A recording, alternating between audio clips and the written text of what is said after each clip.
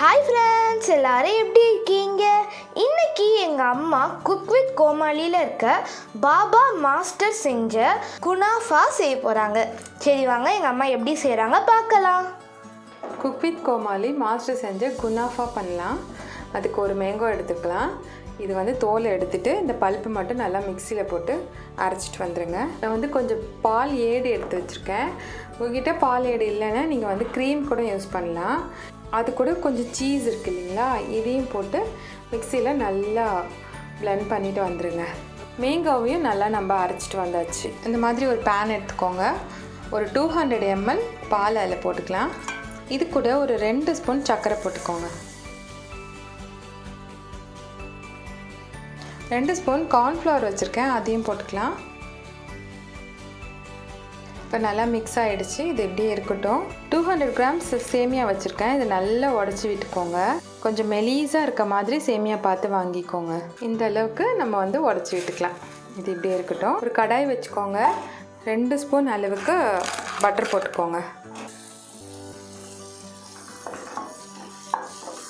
Butter நல்லா melt ஆகிடுச்சு. இந்த சேமியாவும் இதிலே போட்டு கொஞ்சம் ஃப்ரை பண்ணி எடுத்துக்கலாம்.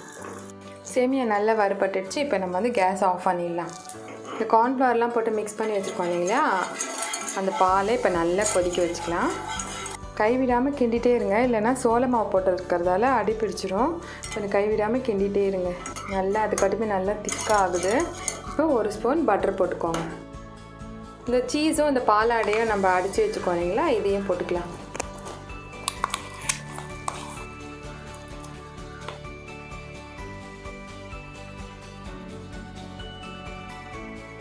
நல்லா க்ரீமியாக இருக்குது பார்த்தீங்களா. இப்போ இந்த மேங்கோவையும் இதிலே நம்ம சேர்த்துக்கலாம்.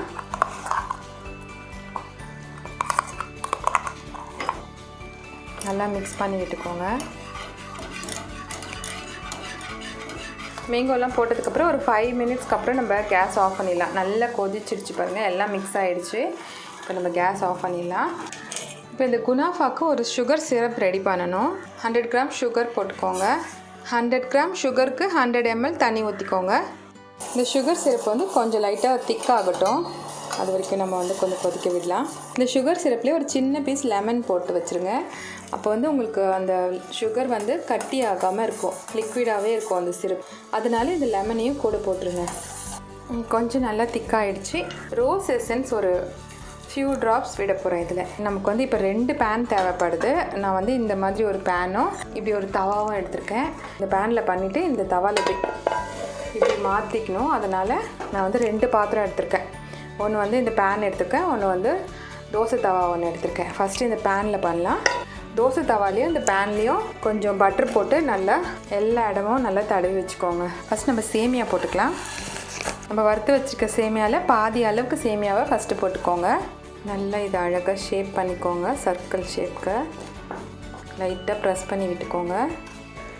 இப்போ இந்த மிக்ஸை இது மேலே போட்டுக்கலாம்.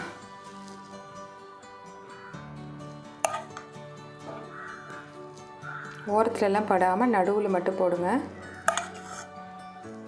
இப்போ நம்ம மேங்கோ மிக்ஸ் போட்டாச்சு. இப்போ இதுக்கு மேலே நம்ம மறுபடியும் மீதி இருக்க சேமியாவை இதுக்கு மேலே போட்டுக்கலாம். இப்போ நல்லா இதை அழகாக ஷேப் பண்ணிக்கோங்க. நம்மக்கிட்ட எதாவது பழைய பேன் இருந்தால் அதை வச்சிடணும். வச்சுட்டு அதுக்கு மேலே தான் இதை வச்சு வேக வைக்கணும். நீங்கள் அப்படியே வேக வச்சிங்கன்னா அடி பிடிச்சிரும். இது எல்லாமே ஃபுல்லாக குக் பண்ணியாச்சு. இது கொஞ்சம் செட் ஆகிறதுக்காக நம்ம இப்படி வைக்கிறோம். அதனால் ஒரு 10 மினிட்ஸ்க்கு நம்ம சிம்மில் வச்சு வேக வைக்கலாம். 10 மினிட்ஸ் ஆகிடுச்சு. இப்போ நம்ம ஓப்பன் பண்ணிடலாம். இப்போ இந்த தவாவில் இந்த பேன் மேலே இப்படி வச்சு மூடி அப்படியே நம்ம டர்ன் பண்ணிக்கலாம். இப்போ நல்லா செட் பண்ணிக்கோங்க. மறுபடியும் நம்ம தவா மேலே தான் வச்சு வைக்கணும், டைரெக்டாக கேஸில் வைக்கக்கூடாது. இப்போ இந்த சைடு திருப்பி போட்டு 10 நிமிஷம் ஆகிடுச்சு. இப்போ நம்ம கேஸ் ஆஃப் பண்ணிடலாம். இது அப்படியே ஒரு 5 மினிட்ஸ் விட்டுருங்க. நான் அந்த பேன்லேயே மாற்றிக்கிறேன். ஏன்னா சுகர் சிரப்லாம் போடணும், அதனால் நான் இந்த பேனில் மாற்றிக்கிறேன். நம்ம சுகர் சிரப் பண்ணி வச்சுருக்கோம் இல்லைங்களா, நம்ம அந்த லெமன் போட்டதால் கிறிஸ்டல் ஆகாமல் அப்படியே இருக்குது. இப்போ இந்த சுகர் சிரப்பை இது மேலே போட்டுக்கோங்க. எப்பவுமே சர்வ் பண்ணுறதுக்கு முன்னாடி தான் இந்த மாதிரி நீங்கள் போட்டு தரணும். அப்போ தான் நல்லாயிருக்கும் சாப்பிட்றதுக்கு. சேமியாலாம் இந்த சுகர் சிரப்பை நல்லா இழுத்துக்கும், சாப்பிட்றதுக்கு நல்லா சாஃப்டாக இருக்கும். சுகர் சிரப்பில் நல்லா அப்சர்வ் ஆகிடுச்சு. நான் பிஸ்தா பொடி பண்ணி வச்சுருக்கேன். இது மேலே நம்ம போட்டுக்கலாம்.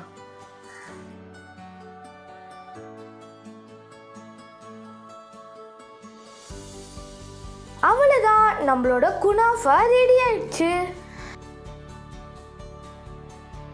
இந்த குனாஃபா நீங்கள் இப்படியும் சாப்பிட்லாம், இல்லைனா நீங்கள் ஃப்ரிட்ஜில் வச்சும் சாப்பிட்லாம், அதுவும் சூப்பராக இருக்கும்.